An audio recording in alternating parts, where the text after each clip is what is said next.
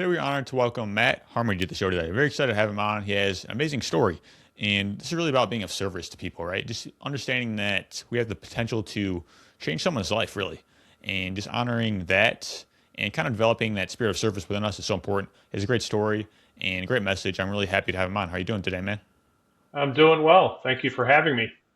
Definitely, man. So I'm very curious to hear your story and how you got into being of service and just kind of how you're helping people today and spread the message. Yes, it's a lot about living kidney donation, and I arrived at that through an experience with my father. He presented to the Cleveland Clinic in severe pain and quite ill. I was a college sophomore at the time. I got the panic call from my mother. He was told that his kidneys had completely failed and he was going on what's called dialysis to essentially save his life and pick up the work that his kidneys should have been doing. This was a complete shock to the family, and somewhat due to my father's somewhat disregard seeing healthcare providers. He likely had uncontrolled high blood pressure for a number of years, but he ended up being on dialysis for 9 years. We all got to watch his steady decline in his health, and he became kind of a small part of what he used to be: hunter, outdoorsman, lawyer, Korean War veteran. And he passed after he decided to stop taking dialysis treatments. And without that type of treatment, you will not live much past that time of when you stop taking it. So that always stuck with me. Unfortunately, he didn't want to consider a living kidney donation by one of his family members, and I would have been on that short list at the time. So it always felt like a missed opportunity not to be able to help out my father. That whole experience led me to go back to medical school at age 30, became an ER doc, practiced for about 25 years. And back in 2017, I donated a kidney to a stranger. Like I said, at the time, I thought my father was a missed opportunity. In hindsight, and with a little bit more wisdom, I realized it was a selfless act on his part, that being to give me an opportunity to save someone else's life. Very interesting, man. Thank you for sharing that. Very curious. Like, what is it within you that, had this spirit of service, like wanted to actually help people? And how do we cultivate that within ourselves? Yes, I think that starts with both my parents' experiences. My father was an attorney, but he chose private practice, very small practice, but it was, individually based, helping people regardless of their means through life's challenges. I went to an all-boys Jesuit high school, and we used to joke back then. One of the mottos of the school was "Men for Others." When you're a teenager, you don't take too much seriously, but and looking back, that was really the beginning of that emphasis in my life. There were a lot of service-related projects that we could do as students there. And certainly, after a short career in the oil industry as an engineer, I didn't really feel like I was doing much in the way of service, and that was another part of going back to medical school. Certainly, healthcare is a great place to provide service, and the part I enjoyed most about emergency medicine is that we took care of everyone, regardless of ability to pay, demographics, background, what they came in for. And it was just complete care for people, like I said, regardless of their condition. And you were often seeing people at their worst, whether they were sick or injured. And I think that all just continued to my living kidney donation. Uh, Talked to some people. It was pretty unremarkable experience for them, and I'd be happy to share my personal experience about that donation. And actually retired a few years ago, Anthony, to dedicate uh, my full-time efforts towards kidney donation advocacy. We also can talk about those roles, but just working as an ER doc didn't provide me with enough time to be able to do what I wanted to do in the world of advocacy. Very interesting. How do we cultivate these traits within ourselves, right? Because, being of service like you have, it's like it takes a certain level of character, right? Like, what do you recommend in order to kind of build that for the average individual? I think it's like most things in life, Anthony. If you're maybe trying to develop a new exercise routine or maybe a healthier diet, it's about taking small steps and getting easy wins out of the gate and not trying to tackle too much. So, my personal experience, I got a little bit of exposure to that in high school. Quite honestly, didn't do a real lot of that in college. Did some volunteer coaching when I was out of undergrad. Did a little bit of mentoring, but didn't really have the time, unfortunately. So I think it's building habits.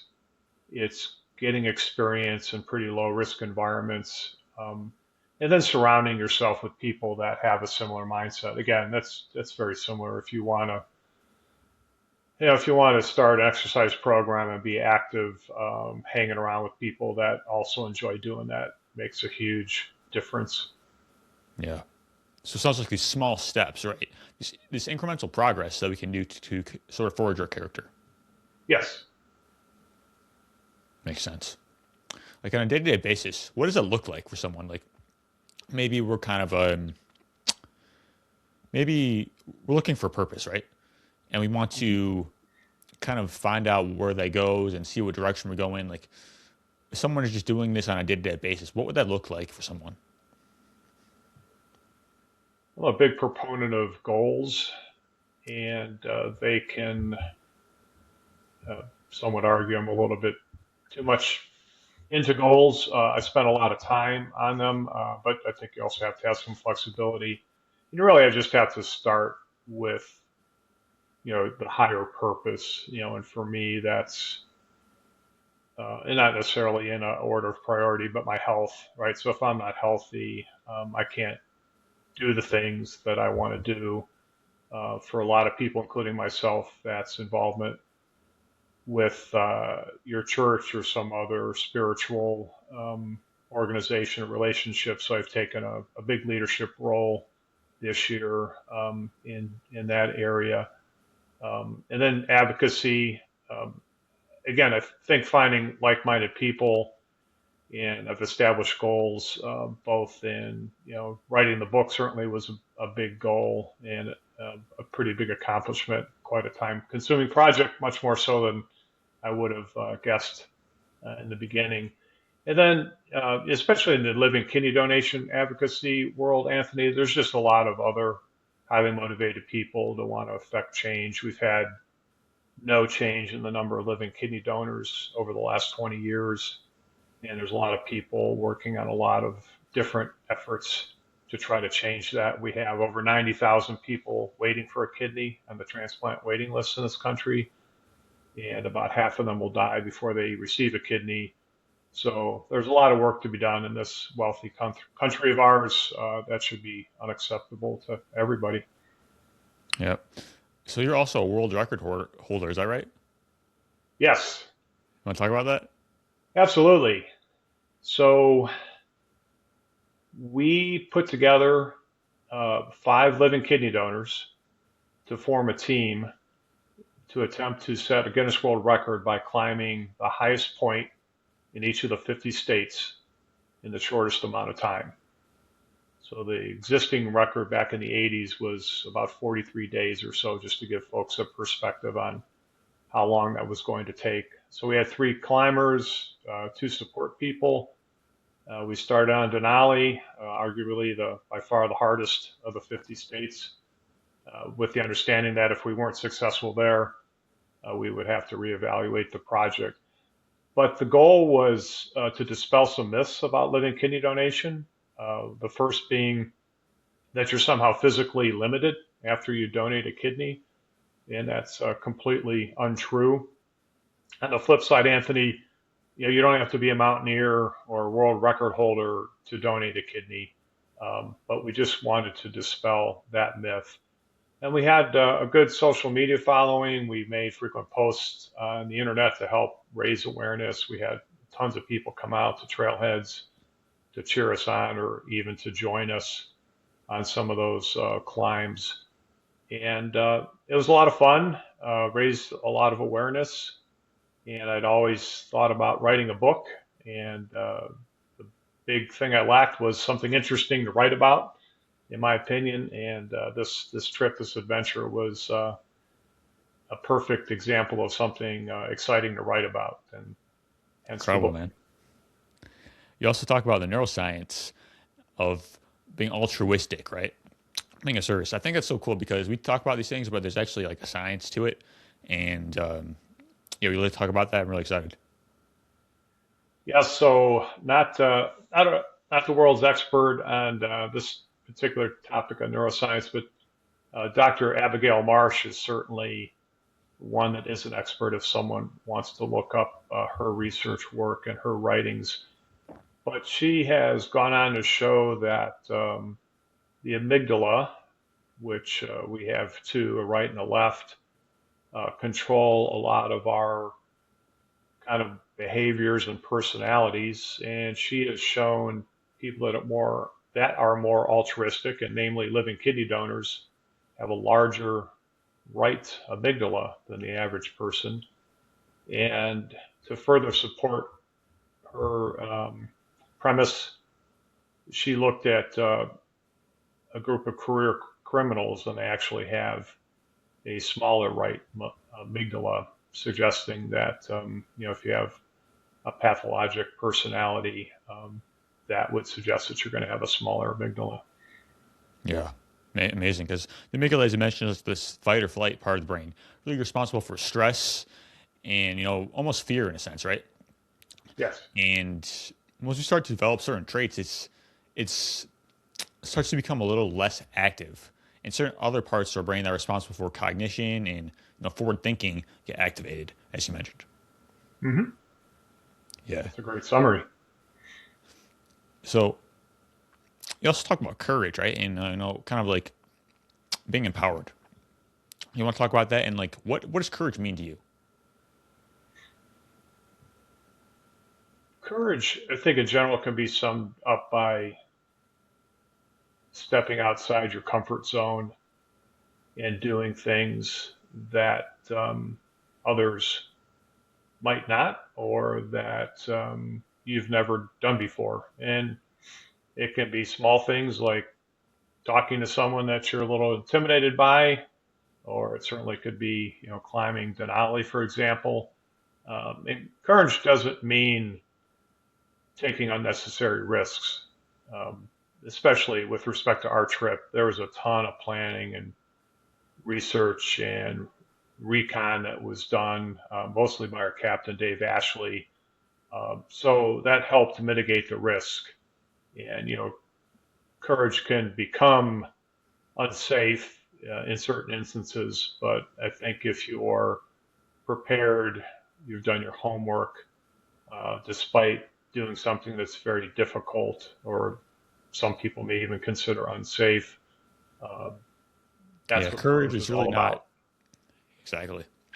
It's really not the absence of fear. It's having that fear and doing it anyways. Correct. Yeah. It's like how do we start to become more courageous in our own lives, right? Because I feel like a lot of times we have fear hold us back and, aren't really to express our full potential. I think again, it's Anthony surrounding people that have that experience, that maybe they've gone further in a particular activity or aspect in life that can provide you education, mentoring, even being there with you. And I think I've parachuted a few times. I don't know that I would ever do that again. That took a certain amount of courage, but again, you just don't get a parachute strapped on the back of you and thrown in a plane. There's training, there's expertise, there's care taken, to provide a safe environment. And I think that would be maybe a little bit more extreme example. But yeah, it's having people around you that have that experience that can provide the encouragement and the expertise that you need to take on Yeah. something that's outside your comfort zone. Sounds like the people around you can have a big impact on that, right? Being around people who will uplift you. Absolutely. Yeah. Yeah, it's someone who I'm going to blank on who gets credit for it, that you're made up of the 3 to 5 people that you spend the most time around and Yeah. with. I think it's important to be that person, right? Be someone who uplifts people if you want to attract them in your own life. Oh, absolutely. Yeah, just always look to be of service. Like, you know, just how can I help, right? And you may not be able to help someone in a certain way, but like, how can you help specifically? Yes, and I one of my advocacy organizations, Anthony, is the National Kidney Donation Organization. It's a nonprofit, and we are the largest advocacy group for living kidney donation. And I mention that because I think we're the go-to place for information about anything kidney disease related, whether you have kidney disease and you may be looking at needing dialysis or a transplant, or you're interested in donation. We have webinars, we have a lot of information on our website. And that's again to empower people to help make decisions. We also do mentoring, which I've probably mentored at least over 100 people that were interested in living kidney donation. Again, I provide the expertise, I provide the comfort. I don't provide the medical aspect of what they may need or have questions about. That's for their medical team to provide. But it's again, it's difficult to walk in someone else's shoes without having been there. And we've shown the power of mentoring actually leads to 6 times as more people ending up donating, because the process is complex and it's thorough, as it should be, to become a living kidney donor. But again, that's a great example of surrounding yourself with people that can be uplifting and make a difference in your life. Yeah, the power of mentorship, right? Find people that have walked your path and like are the ones that you want to aspire towards, right?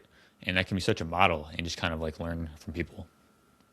Yes, I would say that's probably one of the biggest life lessons that I would have done differently. I clearly had Anthony, plenty of people help me.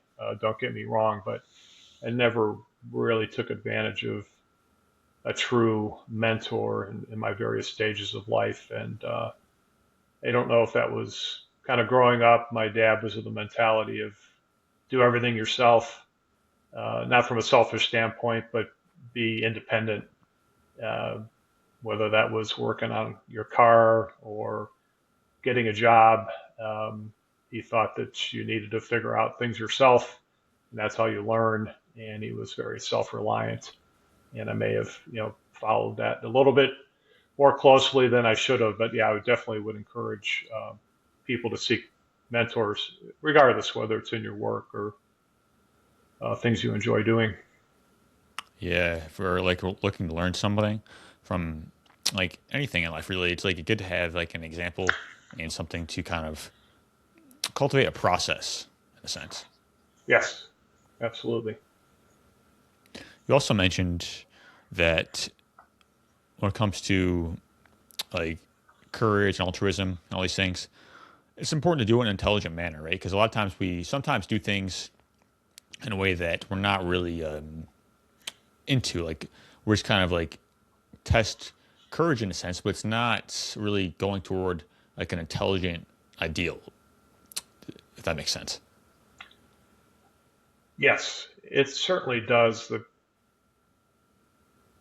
I would probably pause on that a bit. I'll give you 2 great examples. So when I went from engineering, working in corporate America to back to medical school, I would say I was probably a little bit short on the information and research. I didn't have anyone in my family that was in medicine. I completely changed careers. Going back to full-time school at age 30 wasn't the easiest thing in the world. But it just, and maybe it was in service of others or being able to make a difference in the world. What I did in the oil industry was diametrically opposed to that. So I didn't like do a fancy analysis of the pros and cons of going to medical school. It just felt like the right thing to do. I certainly didn't go into it blindly, but I think that's one example. On the flip side, living kidney donation, it helped to be in medicine, but I did my research, and I would encourage anyone that has any inclination of being a living kidney donor is to do your research. And there's plenty of information out there, plenty of people to talk to. And our organization, the NKDO, certainly has plenty of resources for people out there. It's a pretty involved process, and it's major surgery, so it's not to be taken lightly. But I think at the end of the day, if you've made your full analysis of that, I think most people find comfort in the fact that they're making the right decision. Yeah, that makes sense. So you're also a ER doctor, right? Yes, I retired a few years ago. Yep. How does that influence like endurance, recovery, and all these types of things? Has that influenced your mindset?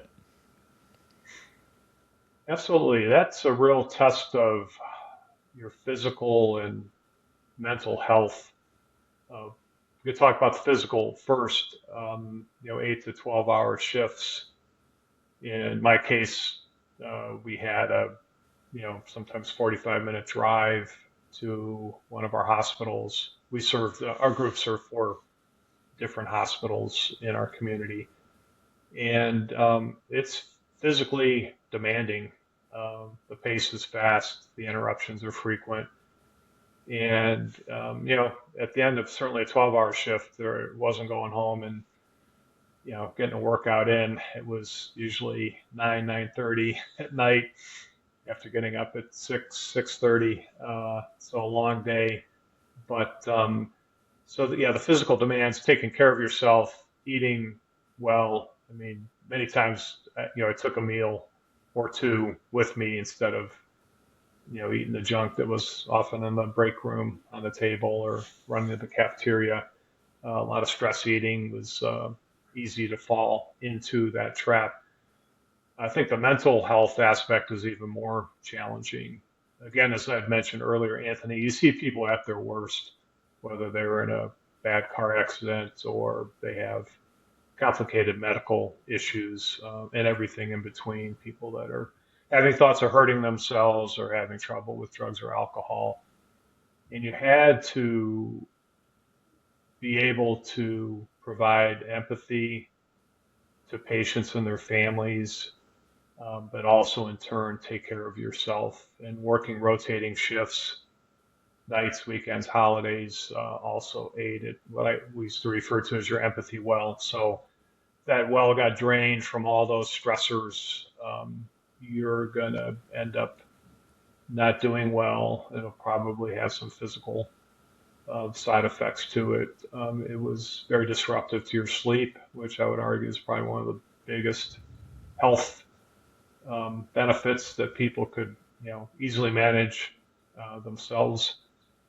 It probably took me about a year to manage my sleep back to a normal level after I retired because of those rotating shifts. Studies estimate that if you do any kind of job in which you rotate shifts, it's like smoking a pack of cigarettes a day.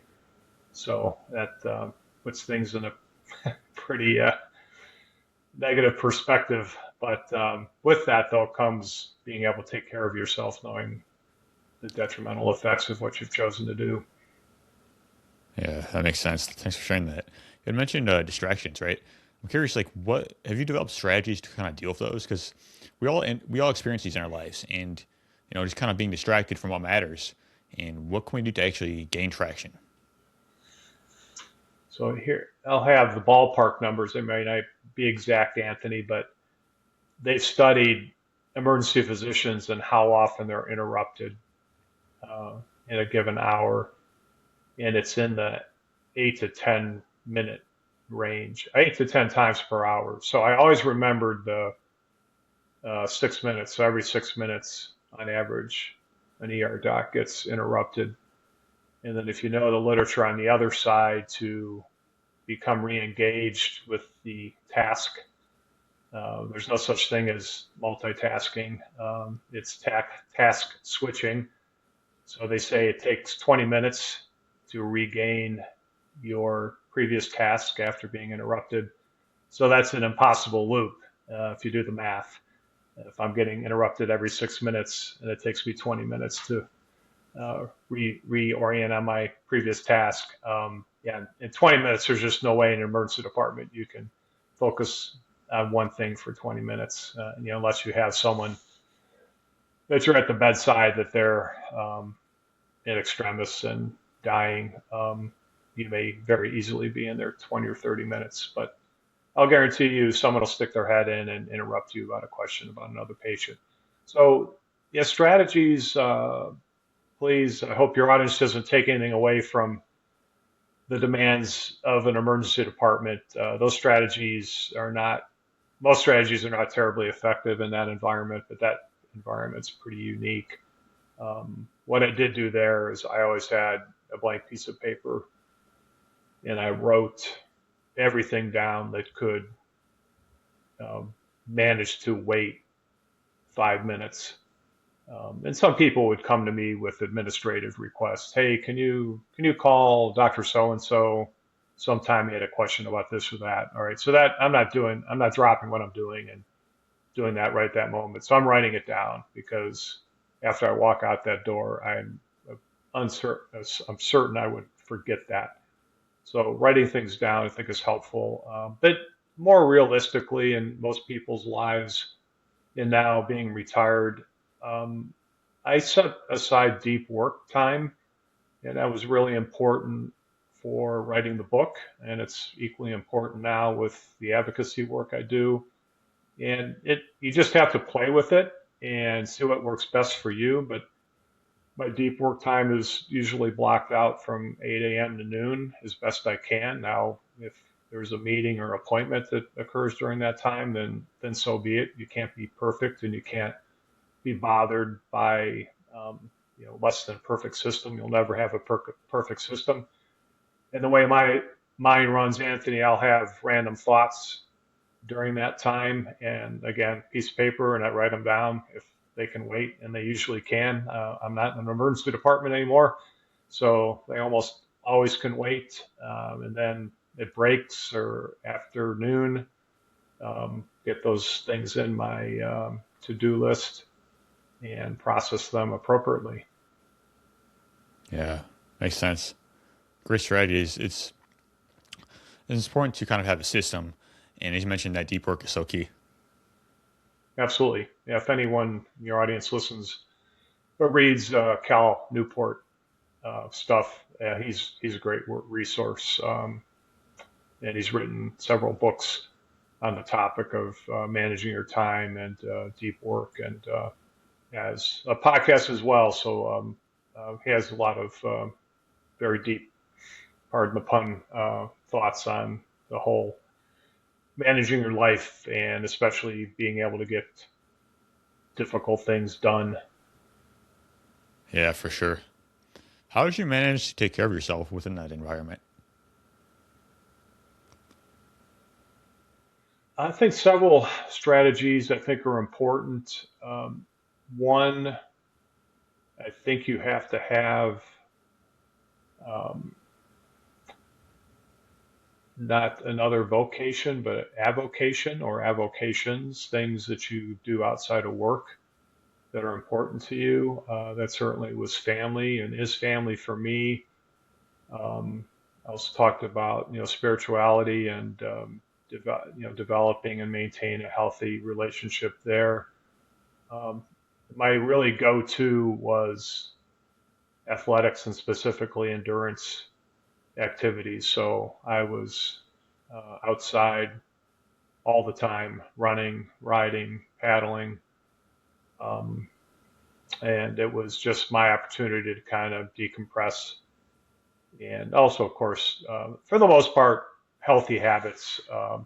Again, please, for your audience, doing the 50 state summit, while it was quite an adventure and lifetime experience, there were a lot of unhealthy habits to be able to move that fast and be sleep deprived, hungry, cold, wet, tired for that total period of time was not anyone's suggestion of healthy.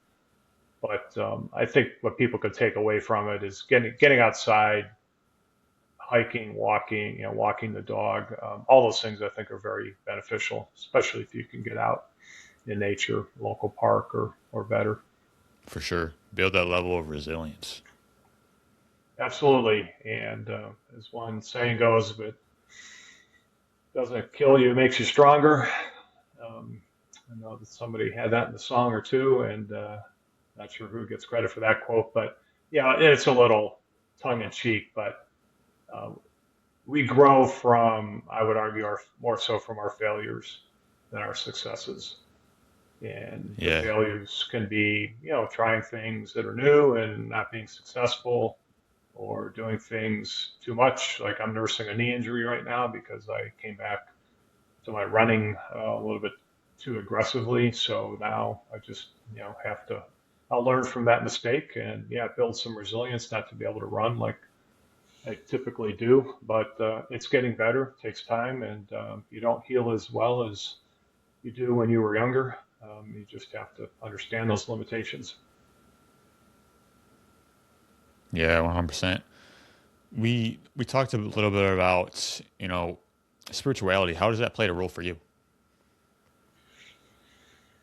I feel very strongly about our higher power, and I take great comfort in that. I always think about what I'm doing and how that um, fills that role of really doing the right thing. And I don't think you necessarily have to be someone that attends a traditional church. I think there's a lot of Eastern practices that I think are becoming more and more common in this country. Um, but I think that also gives you a lot of resilience, is having a faith in a higher power.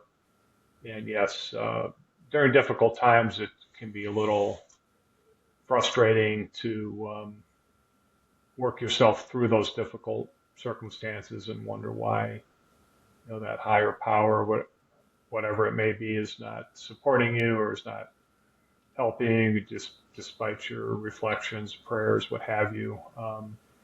But I think, yeah, at the end of the day, this world's too big and beautiful, and there's too many wonderful people in it not to believe in a higher power. So I think there's a lot of benefit that could be achieved by having that relationship. Yeah, being connected to a higher power is really important. How you helps you get through like a lot of things, and just kind of understanding that there's a greater purpose. Yes. You had mentioned also a little bit the power of self-assessment, right? When things aren't necessarily going your way in a sense, or you're kind of working on a goal, like being able to evaluate how things are going. Because a lot of us we lack self-awareness, and so just being able to kind of just know what's going on, so we can move forward. Yes. And there's some courage involved with that, Anthony. If you really want to know how you're doing, ask some people around you that you think highly of. How did how did that meeting go? How did that difficult conversation with a colleague go? How did you were in the room when my wife and I were having a discussion that was uncomfortable? You know, how how did how did you think that went? Yeah, that takes some courage to put yourself out there and have people give you important feedback like that. But again, it falls into the category of mentorship. I will tell you that in writing a book, there was a reason, Anthony, I went into engineering and then medicine because I hated to write. And that may sound odd coming from someone that just wrote a book, but I hated composition in high school. I had to do some remedial work in college because my writing was so poor. And the best thing I did, and number one recommendation for someone that's considering writing a book, is get a good writing coach, and probably set the book back a couple of months by making that decision, but it ended up being a far better product at the end of the day. And it was quite painful, especially early on. Of course, I wasn't getting back papers that had red ink all over them, which would have been in my day and time. But nowadays, we were sharing a Word document and we went chapter by chapter. In the first chapter, the first thing I did was I just scrolled down to the bottom, just looking to see how many comments there were made by the coach. It's like there were hundreds. It was really devastating. I felt like I was back in high school, but you could still learn even at an older age. And those hundreds became few to zero by the end of the last chapter. So I even went back in the first few chapters and reworked it a bit because I learned with each chapter, I kept a list of things I needed to go through every time. And again, had to swallow some pride and took some courage to not just quit. But yes, we all learn, we all grow. We grow more by our failures than our successes. Yeah, it's like having the importance of other people's opinions, right? And learning how to get that feedback. Because a lot of times we have blind spots, right? Hmm. Yeah. Like the importance of feedback, like not to say that everything is right, but you can kind of just listen to it and see if it's right for you, right? And having these different angles of looking at things. And of course, we make the decision, but it's good to kind of have different eyes on it. Yes, and two philosophies that I try to follow, Anthony, along those lines are one, if I'm going to complain about something, I'm going to think about and offer a solution and not just complain about it. And secondly, if I have some difficulty with somebody's opinion or comment on a topic, I always try to put myself in their shoes and see it from their perspective, so that maybe I'd have a different or better understanding, or just ask them, depending on the circumstances. I really like that, just because if you just complain, it's not really going to do anything, right? But being solution oriented instead of problem oriented is really important. Like we just focus on the problem over and over again. And a lot of times I find people they don't want to find the solution. They just want to complain. Yes, that is true in some people.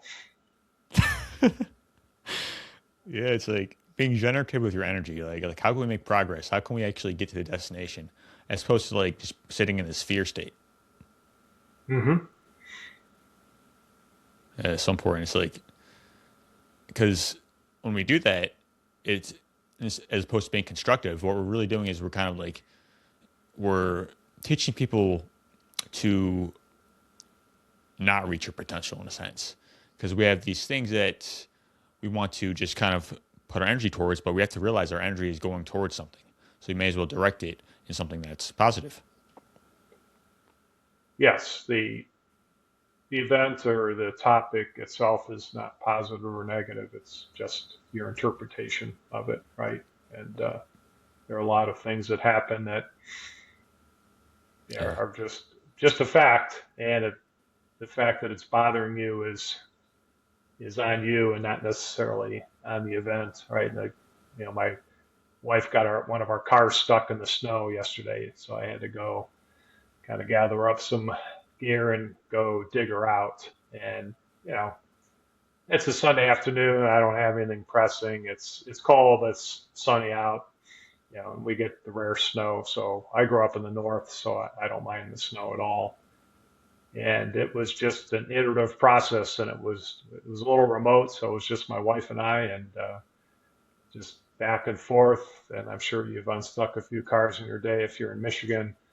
And she was cold and frustrated, and I'm just iterating away. It's like, okay, stick the board back under the tires, a little salt. Let's dig this out some more.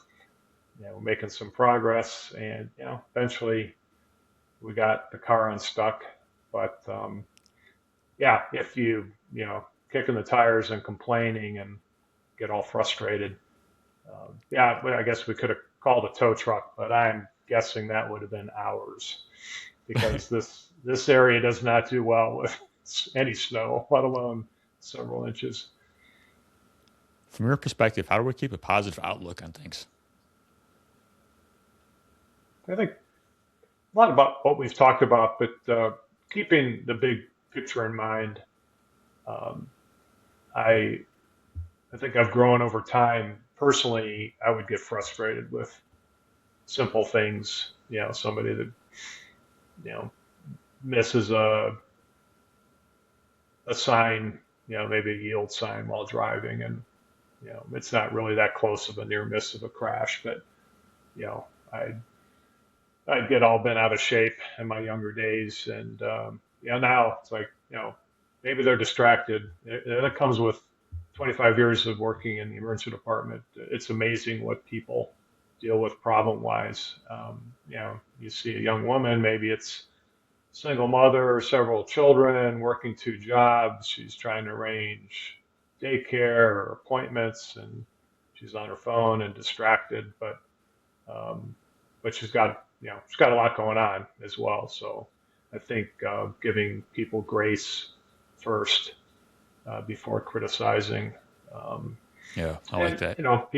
people have their opinions, and that's one of the beauties of this country is that we're able to express them and have different opinions. And we were built on immigrants and people come here from all over the world as a melting pot. And sometimes I think we forget that.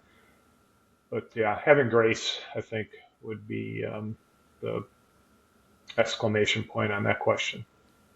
For sure. How do we keep the big picture in mind as we go about our day, as opposed to just being focused on the minutia?